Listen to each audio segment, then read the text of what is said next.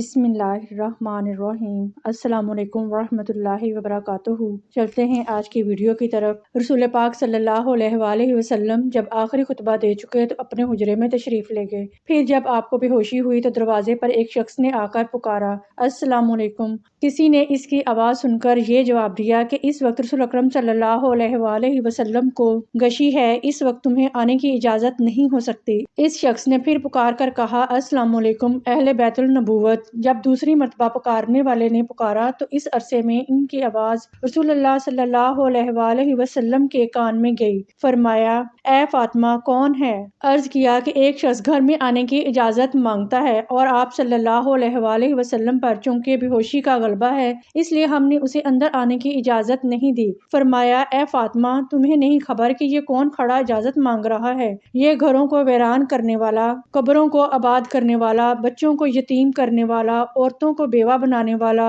دوست کو دوست سے چھڑانے والا ملک الموت ہے، جلدی آنے کی اجازت دے دو۔ جب حضرت فاطمہ رضی اللہ تعالیٰ عنہا نے سنا کہ ملک الموت آئے ہیں تو بے ساختہ رو پڑیں، ہائے مدینہ آج ویران ہو جائے گا، یا اللہ تیرے رسول صلی اللہ علیہ وآلہ وسلم تو آج جا رہے ہیں، یہ ملک الموت ان کو لینے آئے ہیں۔ ادھر ملک الموت مکان میں آئے، ادھر رسول اکرم صلی اللہ علیہ وآلہ وسلم بے ہوش ہوئے۔ حضرت فاطمہ رضی اللہ تعالیٰ عنہا نے فرمایا، رسول اللہ صلی اللہ علیہ وآلہ وسلم آج آپ کو کیا ہوا ہے؟ پھر بہت روئیں، تب آپ صلی اللہ علیہ وآلہ وسلم کو ہوش آیا۔ فرمایا کہ اے فاطمہ اتنا نہ رو، کیونکہ آپ کے رونے کے ساتھ آسمان کے فرشتے اور حاملان عرش روتے ہیں۔ رسول اللہ صلی اللہ علیہ وآلہ وسلم نے اپنے ہاتھ سے فاطمہ رضی اللہ تعالیٰ عنہا کے آنسو پوچھے اور فرمایا، ان قریب سب سے پہلے اے فاطمہ تو مجھ سے آن ملے گی۔ پھر ملک الموت سے فرمایا، اے ملک الموت اس وقت حضرت جبرائیل علیہ السلام کہاں ہیں؟ عرض کیا کہ یا رسول اللہ صلی اللہ علیہ وآلہ وسلم اس وقت وہ 7ویں آسمان پر ہیں،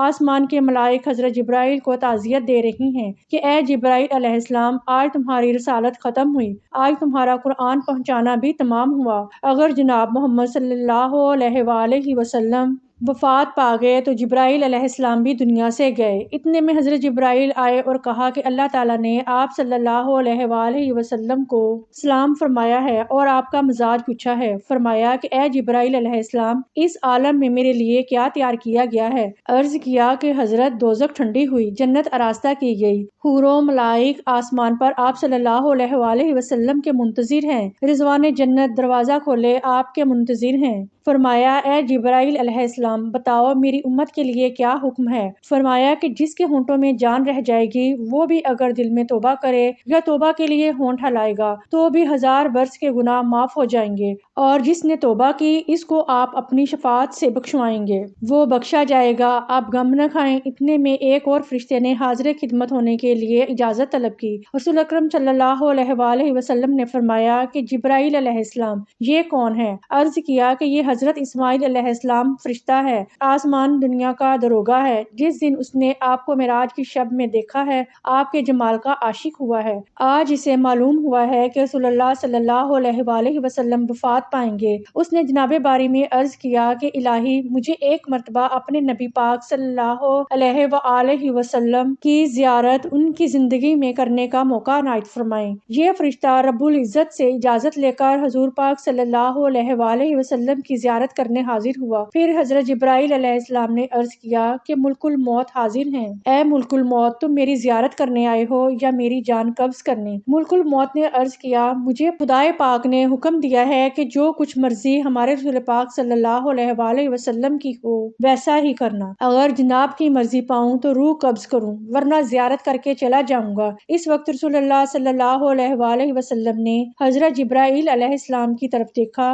حضرت جبرائیل علیہ السلام نے عرض کیا یا رسول اللہ صلی اللہ علیہ وآلہ وسلم خداوند کریم نے آپ کو بلایا ہے اور اب آپ کا دنیا میں رہنا پسند نہیں کرتا۔ یا حضرت حور و غلامین آپ کی زیارت کے مشتاق اور ملائک آپ صلی اللہ علیہ وآلہ وسلم کے منتظر ہیں۔ رسول اللہ صلی اللہ علیہ وآلہ وسلم کو ثابت ہوا کہ اب اللہ کو یہی منظور ہے کہ دار فنا کو چھوڑوں اور دار بقا کو اختیار کروں۔ فرمایا کہ اچھا میری ازواج کو سامنے بلاؤ۔ سب بیویاں حاضر ہوں۔ فرمایا کہ دیکھو تم صبر کرنا اور تقوی اختیار کرنا، اپنے گھروں سے باہر نہ نکلنا۔ حضرت ام سلمہ رضی اللہ تعالی عنہا نے عرض کیا کہ رسول اللہ صلی اللہ علیہ وآلہ وسلم کا کیا حال ہے؟ فرمایا کہ اب وہ وقت قریب ہے کہ تم میری آواز نہ سنو گی اور نہ مجھ کو دیکھو گی۔ پھر فرمایا اے فاطمہ، حسن اور حسین کو بلانے کے لیے کسی کو بھیجو۔ حضرت فاطمہ رضی اللہ تعالی عنہا نے کسی آدمی کو بھیجا اور کہا کہ بہت جلد حسین کو بلا لاؤ، کیونکہ سید المرسلین صلی اللہ علیہ وآلہ وسلم کی وفات کا وقت بہت قریب ہے۔ وہ شخص حضرت حسن اور حسین رضی اللہ تعالی عنہ کو بلانے گیا اور کہا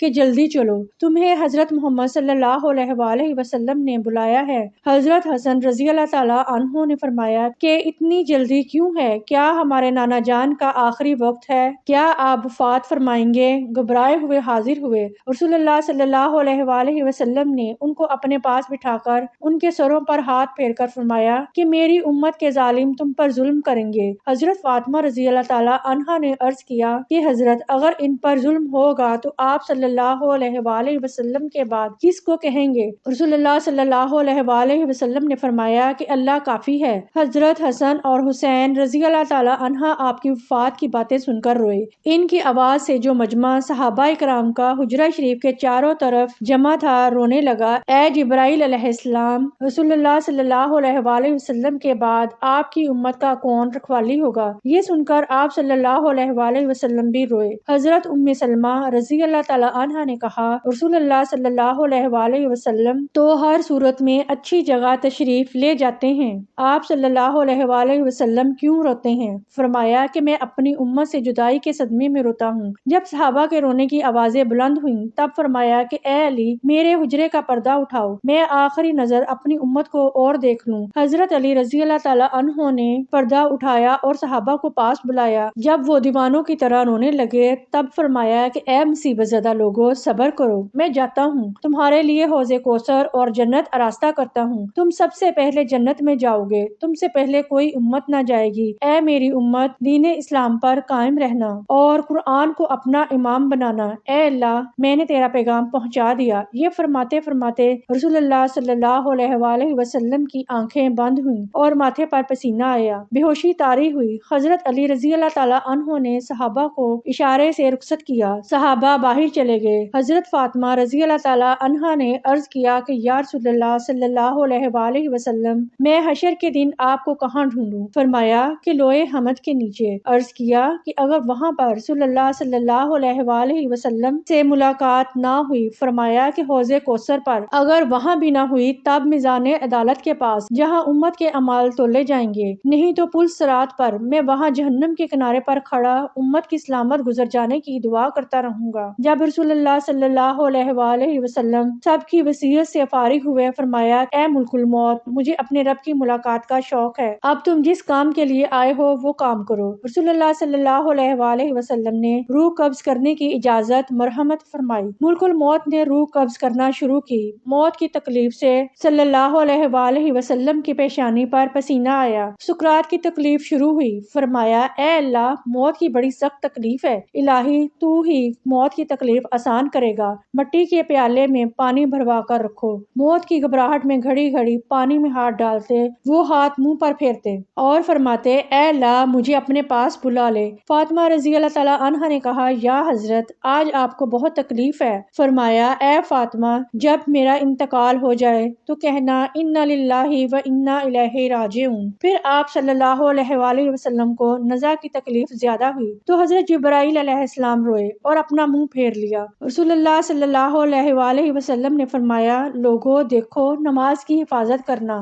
یہ فرما کر پھر یا رب امتی یا رب امتی کہتے کہتے جان سینے تک سمٹ آئی۔ نیچے کے جسم کی جان نکل چکی تھی مگر امت گناہگار کا کلمہ منہ پر جاری تھا۔ حضرت جبرائیل علیہ السلام نے فرمایا کہ اللہ تعالیٰ فرماتا ہے کہ ہم آپ کی امت پر 1000 درجہ آپ سے زیادہ مہربان ہیں۔ اے نبی صلی اللہ علیہ وآلہ وسلم، آپ اپنی امت کو میرے سپرد کر کے موت کی تکلیف کو آسان کیجیے۔ یہ سن کر اب میرا دل ٹھنڈا ہوا۔ یکدم گردن مبارک کا مہرہ ایک طرف کو مائل ہوا اور روح مبارک آسمان کی طرف پرواز کر گئی۔ امید ہے کہ ویڈیو آپ کو پسند آئی ہوگی۔ ویڈیو پسند آئے تو چینل کو سبسکرائب کر لیں اور کمنٹ باکس میں اپنی قیمتی رائے کا اظہار ضرور کریں۔ اگر زندگی رہی تو انشاءاللہ ایک ایک نئی ویڈیو کے ساتھ حاضر ہوں گی۔ اللہ تعالی ہمیں دین کو سمجھنے اور اس پر عمل کرنے کی توفیق عطا فرمائے، آمین یا رب العالمین۔ اب اجازت دیجیے، اللہ حافظ۔